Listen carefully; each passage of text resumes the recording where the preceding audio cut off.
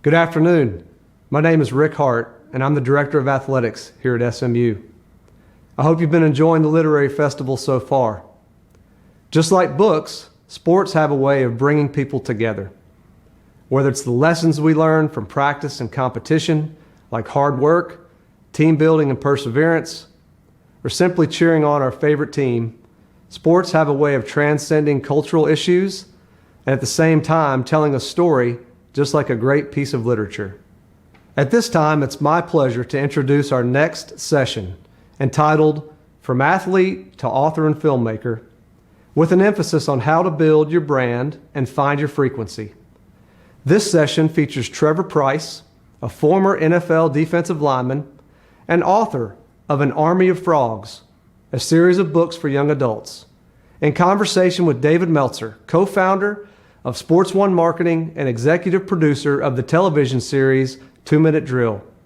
Please join me in welcoming Trevor Pryce and David Meltzer. Awesome. Well, Trevor, let's get started. I know this is about athletes who are authors and how to build your brand and find your frequency. And I'm going to start with something that's counterintuitive. So a lot of people think that just because you're an athlete, you can't write, one, two, you can't tell a story, teach lessons, or publish a book. And obviously you've gone far beyond just publishing a book. You've created an entire brand and frequency around the characters and stories that you tell. What was that like when you first graduated from the NFL and you were thinking about writing this series? What were some of the thoughts going through your head to help align some of these athletes with the belief and hopefully the inspiration that it is not impossible to build that brand by writing your own books? And so it was a couple of things. The first thing was time, right? So when you're professional football, when you're an athlete of any sort, especially if you're one that's professional, you get that 6 months off, that off season, right? And the thing I would tell a lot of you guys is, even in college, don't try to burn the candle at both ends, right? So you're in college, and you have your schoolwork, you have social life, you have practice, you have your teams, and then you have the stuff you can do after that. And there's not a whole lot of time after you do those three things. After you're a student athlete, there's not a lot of time. But if you can find that time, especially during the summer when you're not as busy, that's when you have to grind as much as you can and as fast as you can. The one thing I will tell you, and I tell my kids all the time, for athletes, the world opens up a little bit more. It's in college, that's kind of where it starts, right? So when you're doing things like getting internships, don't send a picture of your face, send a picture of you playing, because that draws attention. That draws everybody's attention, because if you're an athlete, that tells people that you are committed, that you are hardworking, you work with a team, all the things that people want in an employee. But also what it tells them, if you call and say, I'm creative, it says, okay, I'm listening, right? So that's what I found out very quickly is, as a professional athlete, I can get anybody to listen once. I couldn't get them to listen twice. I can get them to listen one time, and you better have something intelligent to say. So I will say to everybody that's an athlete, you can kind of get an audience with kind of anybody one time. Just have something worth saying that one time. Practice what you're going to say. Have a story. Do not meander through things. Have a plan in case someone like me answers the phone, right? If somebody calls, if you're a writer and you call Amulet Books and you say, hey, I'm a soccer player at SMU, believe me, that's a little more curious than I'm another writer from New York. You throw a rock in New York, you will hit a writer, right? So I'm telling you, the advantage you have of being athletes will open a lot more doors than not being one, especially in the creative business, because the two kind of don't mix. So if the two have mixed inside of you, that's interesting. I want to hear what this person has to say. You know what I mean? So that's the thing. That was not a hurdle. What was the hurdle, I think, was getting them to take that I was serious about it. You know what I mean? And that took some time.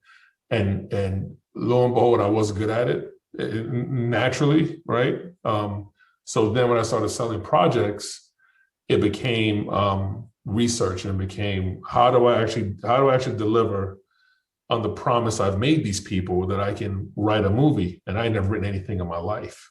So then it becomes Google. Then it becomes kind of teaching yourself. It's one thing to try to teach yourself how to write. It's one thing to try to teach yourself what the process of writing is. It's one thing to learn it in school, but like Sean the Rhyme says, if you write, you're a writer. If you don't write, you're not a writer. It's pretty cut and dry. You know what I mean? So that's kind of where I found myself with kind of these great ideas and these things that came to me real fast from a competitive standpoint. Let's think about us as athletes. We're all competitive, right? Even the ones that are competitive, we are competitive, and that gives us a kind of edge when it comes to the creative business.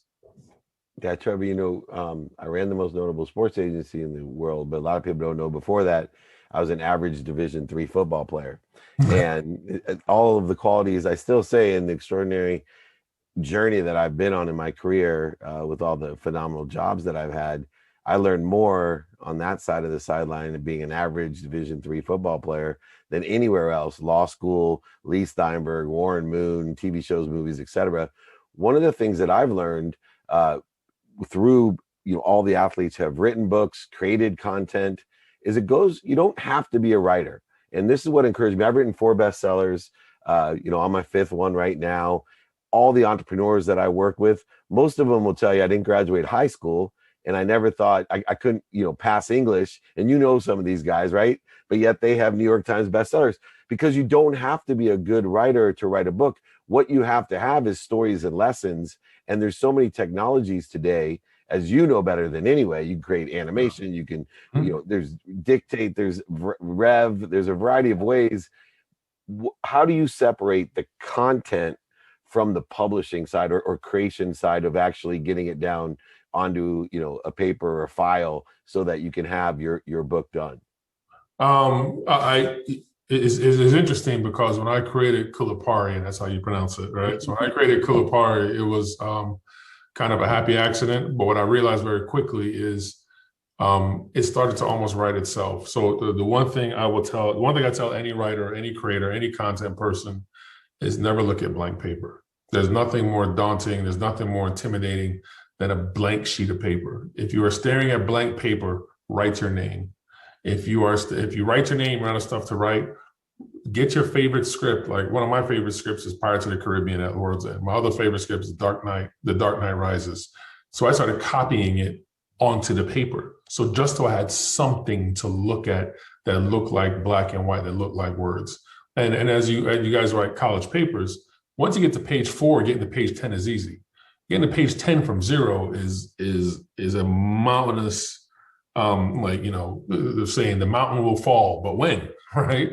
So the thing I realized, you don't have to be a great writer, but you have to have something on the page. And the more page you have, the more narrative you have.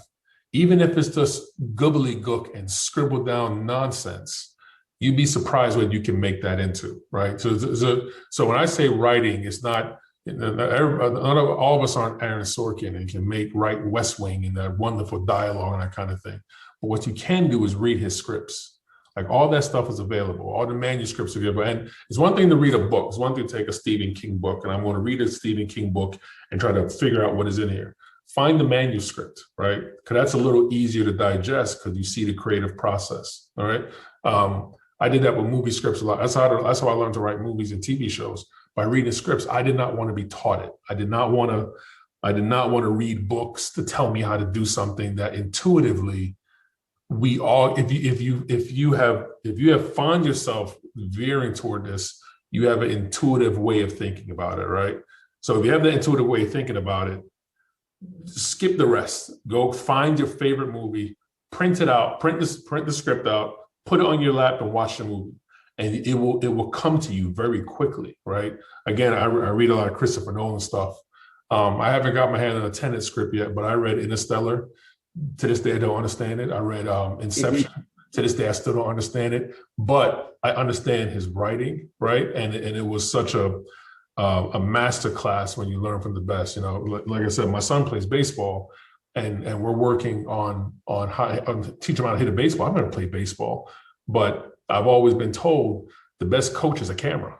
So we record him in slow motion and then put him next to MLB players, and that don't look like that. So fix that. You know what I mean? So that's what I would say. Writing is difficult, right? Because it's really hard to sit down and bang out 10,000 words and all that kind of thing. It is hard unless you have paper to look at, unless you have something to look at. Like, you know, it's the same. Wealthy people are always chasing wealth because it's just more, right? So the more words you have on page, the better you will come up with something. And an intuitive process, you'll start going back over it.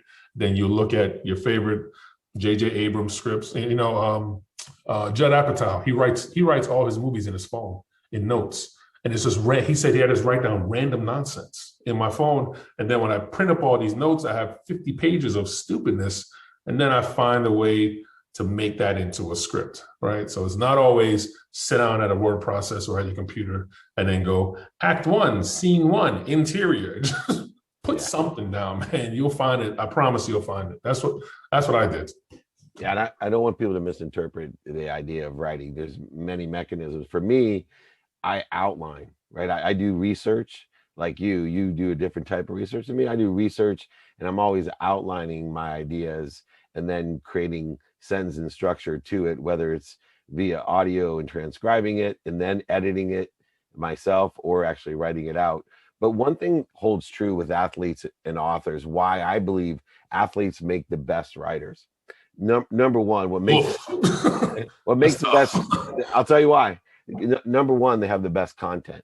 They have the best content. And two, they have something that most writers struggle with. They're consistent and persistent. The reason I hire athletes to work in my company is you can't teach people to be consistent and persistent. And athletes, since the time usually they're 5 years old, they're consistent and persistent. They know how to practice.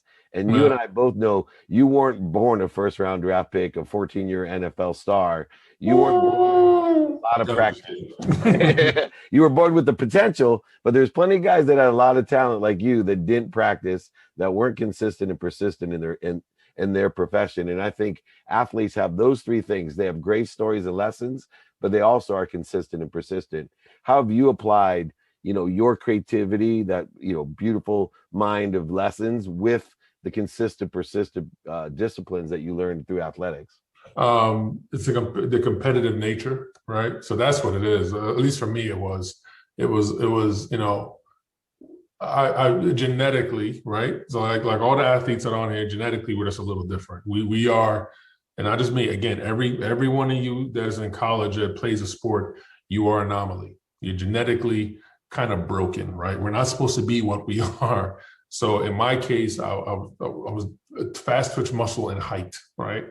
The rest of it I had to be taught, but you're born with that. So becoming a professional swimmer or becoming a professional tennis player or becoming a professional wrestler, it's kind of written in you, in your code as you were born. The competitive nature in you, when you pick something that you're not born with, it kind of turns you inside out. And now the playing field's even, right? All of us, you guys all go to SMU or wherever you're from, and you're playing a sport at your college.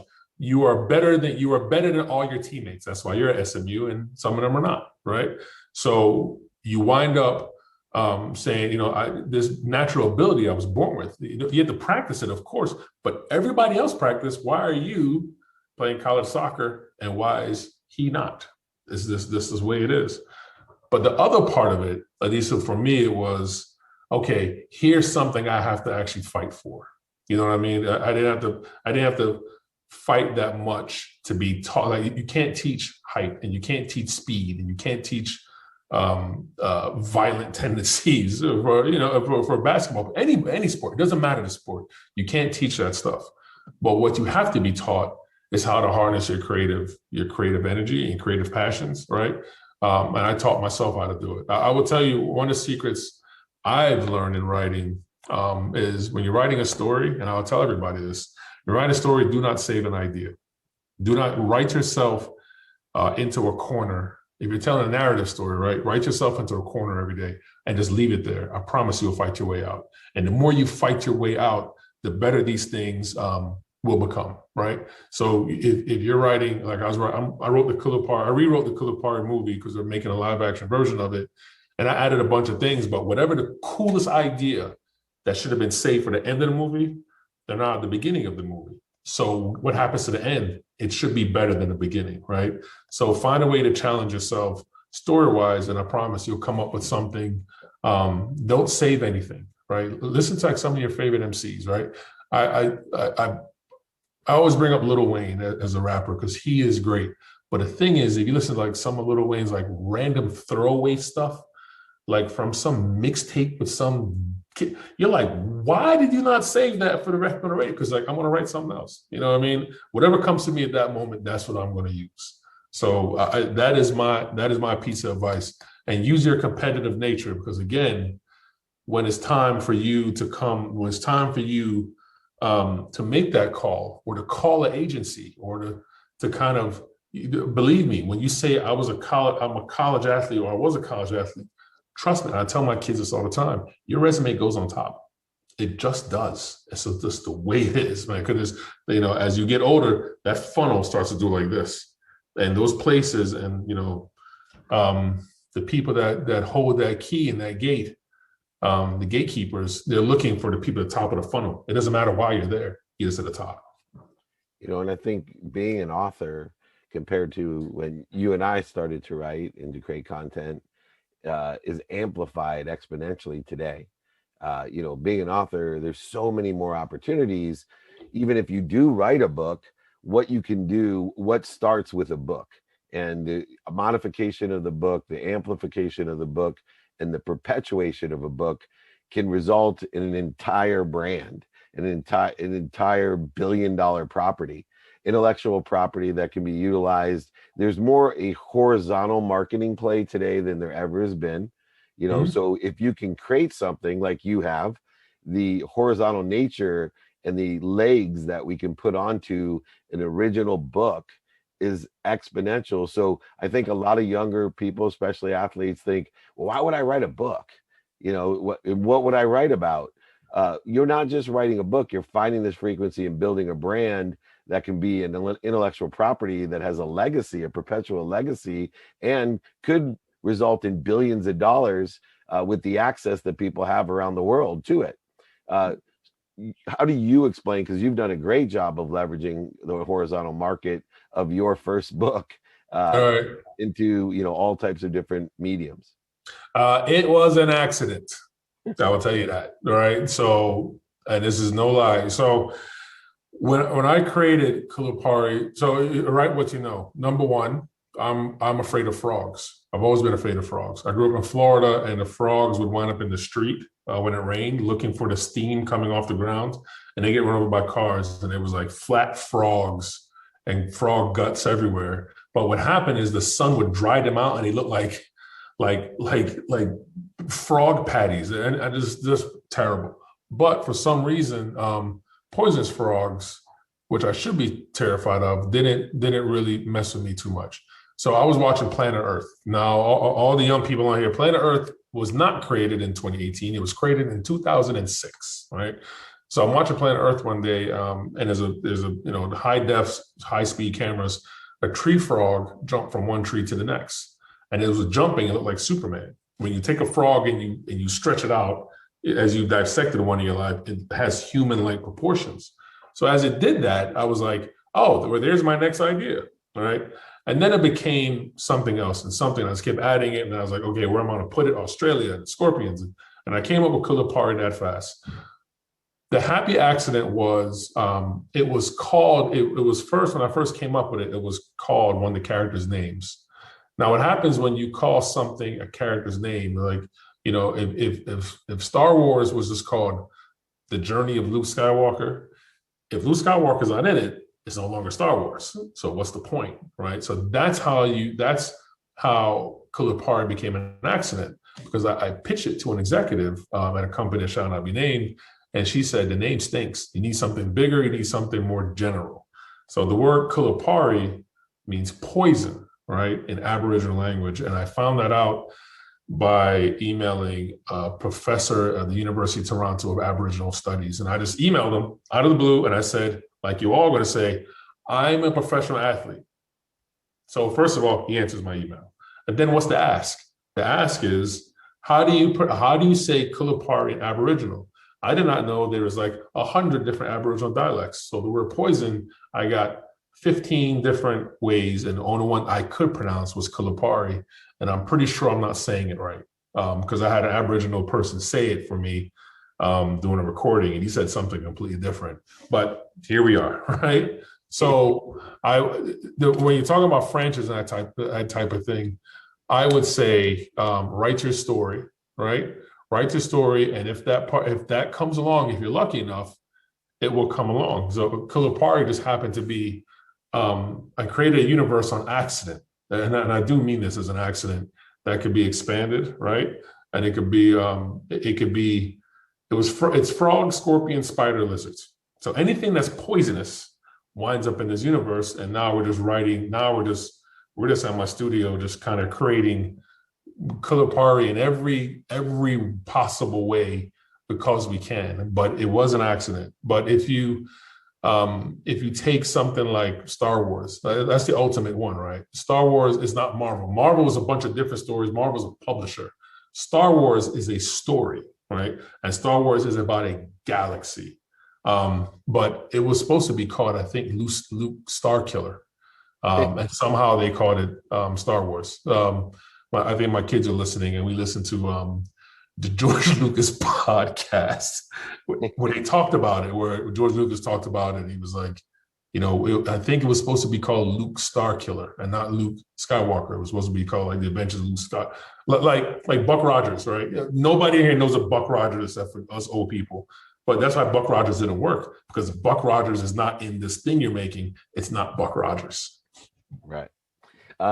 Lastly, before we take some Q&A, when I wrote my first book, I was writing my story and realized, like you, I needed to start doing more research about the things that I learned from in this journey of mine. So I pulled up, and Think and Grow Rich by Napoleon Hill, to me, was one of the most significant books. And I want to point this out because one of the things I love about Trevor, I think he's very humble about, he just throws around that I'm an NFL player and that gets the door open.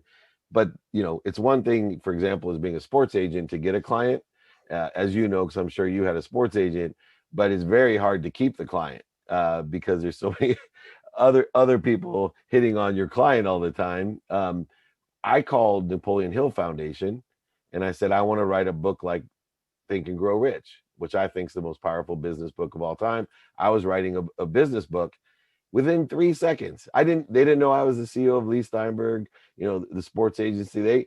They had I would tell you that if you're pitching to sell a book, you should use, and you don't have to be a professional athlete, use whatever you have, but there's a lot of people out there that are willing to help you, especially at your school. And Napoleon Hill Foundation to this day still is assisting me in writing the books that I write and allowing me to read all types of transcripts from Napoleon Hill, Carnegie Mellon, stuff that nobody ever sees, legacy materials that have extraordinary ideas. I like to finish up with the power of asking, because you absolutely ask in person, on the phone, via email and social media. You're out there asking, knowing that I get one shot when I ask. So I want to make sure I'm prepared to ask. Can you help them understand the importance of asking and how you utilize or ask, and what you do to prepare for that ask? Yeah, so funny enough, I'm going through that right now. We are working on a Kulipari VR game, and we're talking to a really big publisher that I can't really mention, or I should not mention right now.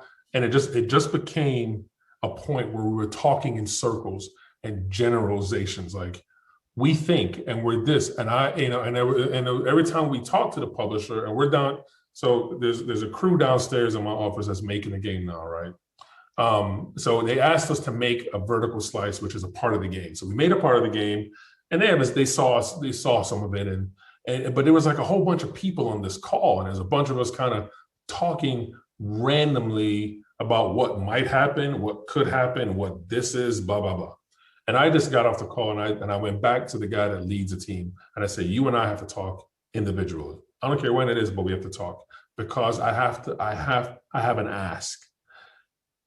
And what you do, what you don't do when you ask is say, hey, we want to make a video game for $50 million. He goes, we're not doing that. You have a real ask. You have something to real.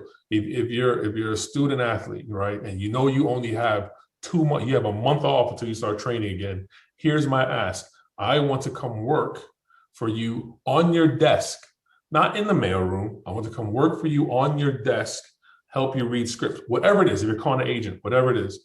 But have an ask that is real, have an ask that is realistic in a sense, this can be pulled off, right? And that's important. So I had a call with them that was supposed to be 3 minutes long. It wound up being an hour long, because here's the ask. The ask is this. Now, if you can't do this, let's work our way backwards until we get to a point where you tell me what you can do. But you have to have a plan in mind, because again, most of you on this call at some point are going to ask somebody something, and because you're an athlete, they will listen. I will tell you 60% of the time, it works every time, right? They will listen, I promise you, and you'll get a chance to ask, but have your ask ready. And believe me, if you've thought about it and you've done research and your ask is just enough, they'll go, let me think about it. But if you're like, hey, I want a job writing the next War and Peace, when you write it, get it to me, kind of thing, right? But have the ask ready, because you don't know when somebody's will say, pick up the phone and say, how can I help you?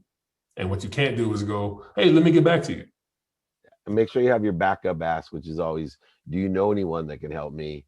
And realize too, especially today when Trevor and I were younger, most people didn't have 1,000 people in their network. On average, everybody knows about 1,000 people today. So that extra question, you never know. Do you know anyone that can help me? Can really exponentially help you the more you ask. And because you're athletes, without you, even sometimes they will point you that way. Because again, the funnel is athletics. The funnel is also, I'm a rocket scientist, or I went to college at 12. The funnel, it starts to break down as you get to the top. People pick from the top. You know what I mean?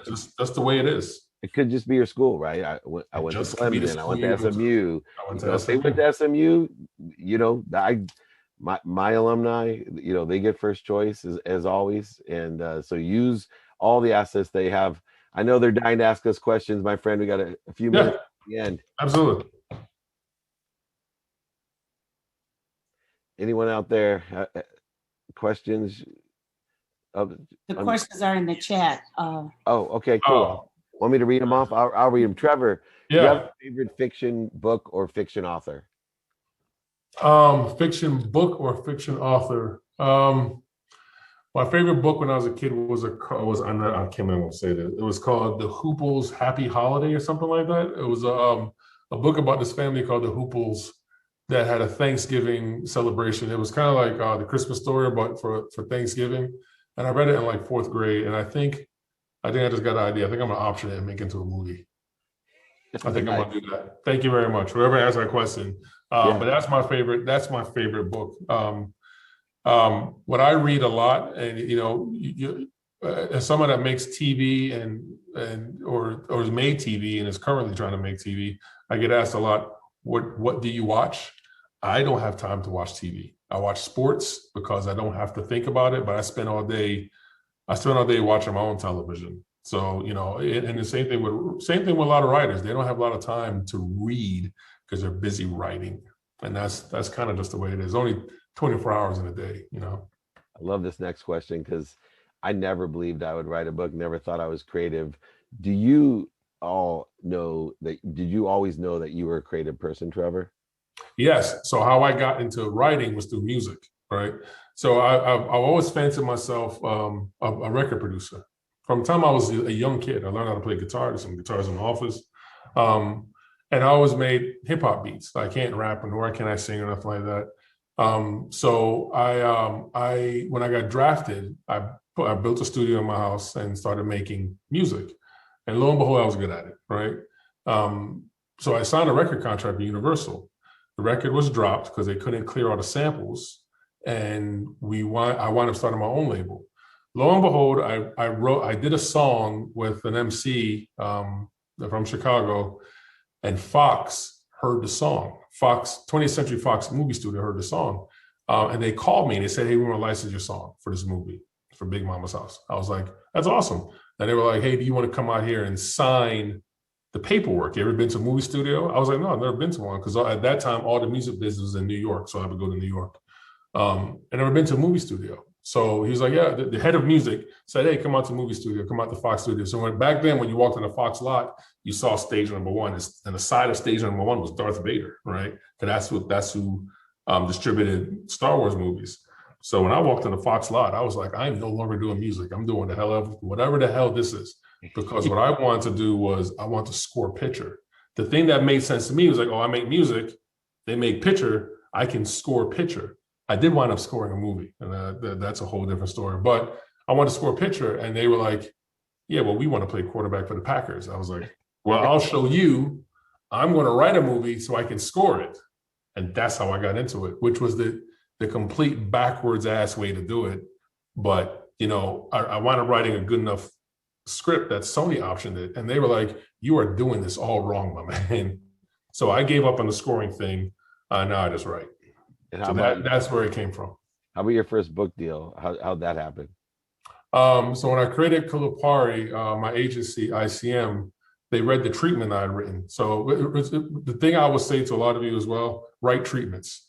Trying to get someone to read 300 pages of your book, that is tough. Getting somebody to read 3 pages and to kind of get it going, that's okay. They can spend 5 minutes at lunch over a salad and read it. So ICM got the treatment, and somehow my agent at the time sent it to New York to the book agents. At the same time, I sent it to a buddy of mine at Cartoon Network, and both of them said yes. The editor at Amulet, I had artwork done, so that's where Sanford Greene came in. I find he was a Marvel Comics artist. Now he's like his own artist. He's like doing his own thing. The editor, I know for a fact she did not read the treatment. She saw the pictures and said yes. She saw the art, and she was like, "Yes, we can make this into a thing." Because the first time I talked to her, she's like, "Okay, so what happens in the book?" I was like, "It's right here in the thing I sent you." She was like, "Well, tell me again. You didn't read it, did you?" Nope. Right. So they said yes based on some pictures. They saw poisonous frogs walking around that look like Marvel superheroes, and they said yes.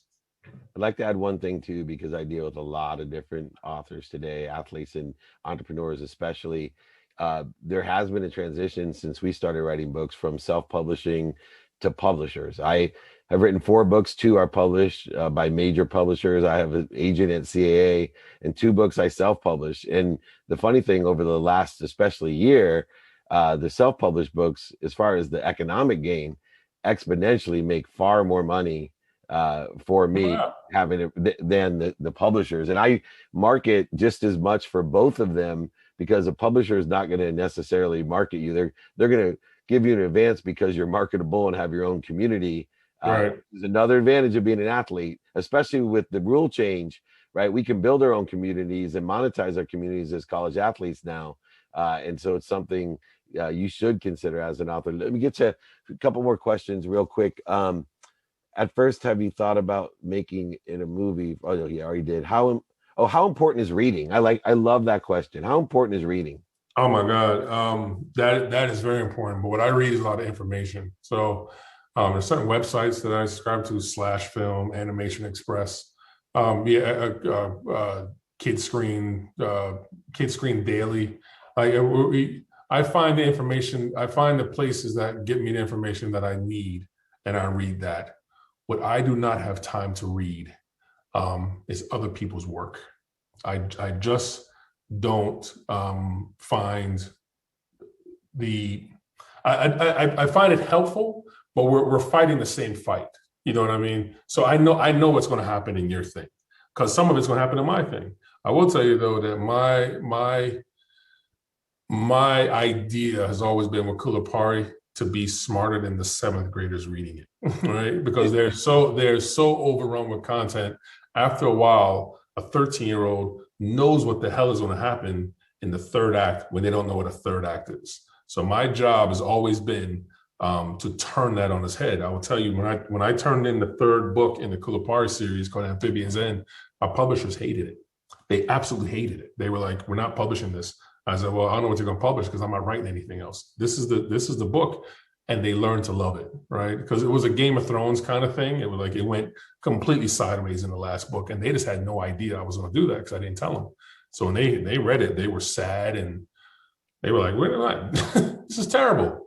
Okay, but after a while, they was like, "Okay, it's good." I was like, One of the most sold books in the world is the Chicken Soup for the Soul by Jack Canfield. And he was told no 112 times, just so you know. And his book was horrible, terrible, and ended up selling over 500 million books. So don't always believe a publisher, or as they say, don't listen to what other people think. They'll laugh at you, scoff at you, make fun of you. They'll always applaud you and tell you at the end, "Oh, we knew you could do it." I'm gonna handle this quick question here. Describe branding yourself. In my experience, and we built some really big brands of athletes, celebrities, entertainers. Number one, you got to find your own frequency. I think the biggest mistake of branding is people try to please everybody.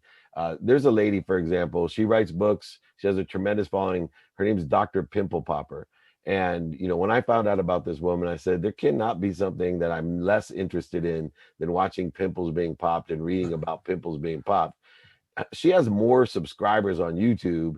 Her book sells more than the entire Pro Football Hall of Fame combined.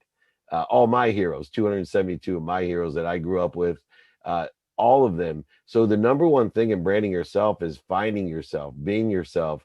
And I think you see that with Trevor, right? He has his own nuances. He has his own individual fingerprint of his own self. And then when you know what your frequency, or you start building your frequency, put it out there as much as you can.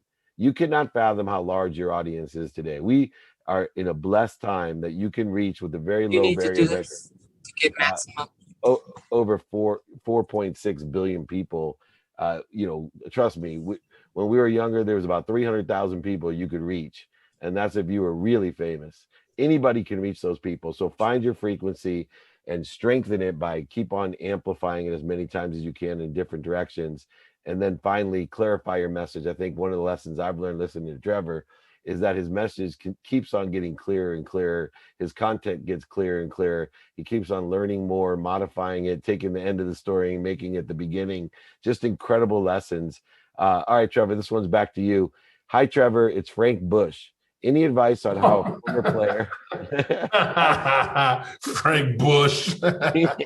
How a former player / coach can put his NFL experience on paper and not alienate his colleagues?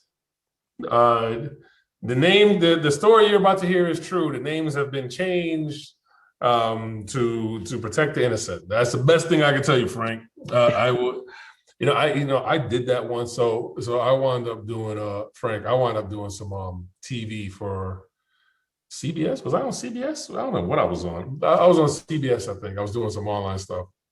Yeah, I said something about LeVar Arrington or something like that. I think it was not about LeVar wanted to talk to me on the radio. I was like, chill out, man. That's not what this is. I was writing for the New York Times. That's what people don't realize. I got good at that, right? But the thing about writing for the New York Times, writing for the sports section of the New York Times is you have to come up with a story every 2 days. And I just ran out of stories and just quit.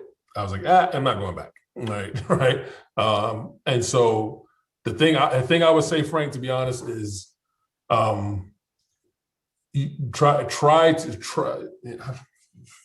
would try to be honest as possible, but be prepared for that phone call. I was like, I got it. I got the phone call. And then I had just left the Ravens. The Ravens are playing Denver, right? So I said on the thing, I was like, Denver's going to win this game. And they didn't, right? I mean, and the Ravens won. So now I got sent to the Super Bowl with CBS, and all my ex-teammates and then you didn't pick us. I'm like, I am one man. I don't work there anymore. I have nothing to do with this. And it was a bloody mess, man. So I just do it, Frank. Just do it, and just when they call, just hit end. Can't please everybody. Hey, tell everyone who Frank Bush is, by the way. Frank Bush was when I was with Denver. Frank Bush was special teams coordinator, but then he became linebacker coach and defensive coordinator in Houston. Frank is my dude, man. Great coach and great guy. What up, Frank? What's up, Frank? Let's hear some good John Elway stories. All right. Anyway, last question real quick. Best advice for the student athletes. Yeah, I'm gonna give you the best advice, and I give this to my own children. Be an athlete for as long as you can. That's what I would tell you. For as long as you can, in any way, shape, or possible. In any way possible. It doesn't matter what level. Find your way, because you have time to be an adult. You have time. You have time. You're gonna graduate college, leave school at 21, 22, however old you are. Find your way into keeping with that for as long as you can. It will open more doors. It will open more doors than it will shut. You know what I mean? It will open more doors for you as a person, for whatever you want to do in life, whatever job you want to do. Believe me, being an athlete is again, we are the genetic anomaly. You know what I mean? And people like talking to the genetic anomaly, and it doesn't matter the sport. I am fascinated by swimmers, because most of you are built like fish, right? There's something Frogs. really, and frogs. You built like, Michael Phelps is built like a fish. So there is those kind of special traits that make a college athlete, especially as, again, I can't talk about the funnel enough. A college athlete, man, you are special, because we know what, at least I know what you go through. The other ones that have been college athletes that are in positions of power, they know what you go through, and it's easy to see that whatever this person is selling me, I have a better chance of getting that from them than I do the person that was an athlete, because I know the commitment they make to things. So that's what I would say. I love that. I'm gonna add a little bit to that. Just, I can't help myself with my mission in life to empower over 1 billion people to be happy. Look, you have a power to impact. People are watching you. And if you can remain an athlete as long as you can, the kids are watching you, your family's watching you, your friends are watching you. So I think it's so important. One of the superpowers that lasts longer than anything else is kindness. And if you can, I know things get chaotic. If you can be kind to your future self and do as many good deeds as you can, you will inspire other people, because they don't expect it from the leaders. They don't expect it from people that they see as separate or superior to themselves. So be kind to your future self and do good deeds. Believe in yourself, love yourself, share that with others as well, and stay happy and healthy. Trevor, as always, man, you are just dropping golden nuggets everywhere. We're planting seeds under trees we may never sit under. Thank you so much for the opportunity. Absolutely. Thanks, guys, for having me. And go Mustangs. That's what Go Mustangs. I'm an Eric Dickerson fan. Does that help? Yeah. Go Stangs. So I want to thank you guys. It's been such a pleasure listening to you. You've made my job in the classroom much harder and much easier. Telling my students not to read. Yeah. Thank you for your service. But I do agree with David that athletes are the best storytellers. I've had quite a few of them in my class. I also believe that representation is important. And that was one of the reasons that I wanted you guys to be here to talk to the athletes. I get quite a few of them in my classroom. And I just like to spread, not that you can't be an athlete, but also you can do so many other things as well. And I think that's what you proved here today, that to my athletes. And also to my students, Coach Bush found it so important to come on and listen to this talk as well. So I appreciate you coming in, Coach Bush. A lot brought back old memories. But anyway, thank you very much. We also have 2 other events following this one. I appreciate it. And one other thing I wanted to say is when they talked about Ask, that's how they ended up on this program. I saw a video of them and I thought it would be great to have them here.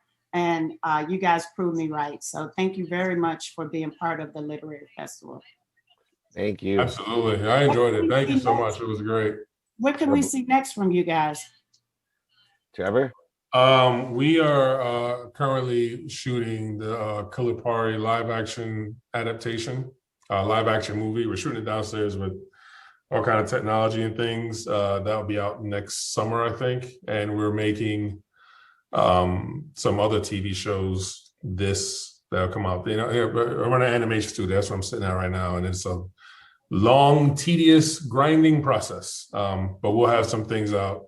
We'll have something out this fall. But the film we're working on, the Kulipari film, will be out next summer. And I was inspired. I went home from Baltimore when I was with Trevor. I sold my law office building that I had, my agency building, and I bought a studio. So I have 2 TV shows, 2 Minute Drill on Bloomberg and Amazon Prime, and just have a brand new show called Office Hours, which is a late night entrepreneur show, kind of like a David Letterman show, but for entrepreneurs, not entertainers, which will be really fun. And I have a new book coming out. I hope I can say this without offending anyone. It's called Don't Do Business with Dicks. And not not the sporting goods store, but that's the name of the book. And we're excited about it. Trevor's eyes. These are college kids. My wife told me not to curse. So Yeah. Well, We curse in my class. Hey, thank you guys again. I appreciate it. Appreciate it so much. Thank you very much. And don't be surprised if one of my students may not be asking for an internship. We got plenty. Please send it my way. All right. Thank you, guys. bye, guys. Thanks, Trevor. Thank you.